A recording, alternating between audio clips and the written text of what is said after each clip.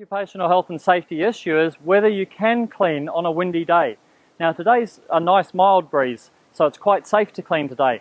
But on a very, very strong day, if you're using a tall pole like a 4-story pole or higher, then there is actually a point where the pole becomes unsafe to use. And especially, I'll just point out this window here has got a frame, but if the wind was blowing from left to right on the screen now and you're trying to clean that edge there, yeah, and the wind's blowing from left to right, then quite easily that could brush you off the edge there, and that's where you can lose control. I can control this pole because it's only a 2-story pole, so I can control it with my body mass.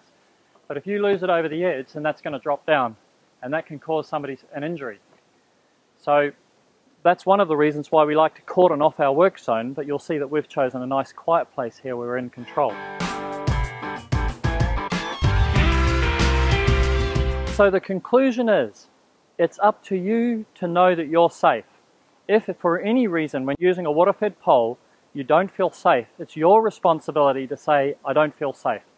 Either you're inexperienced at this level and you need to call your boss, but you need to make sure that you're taking the responsibility for your own safety and only working in safe environments.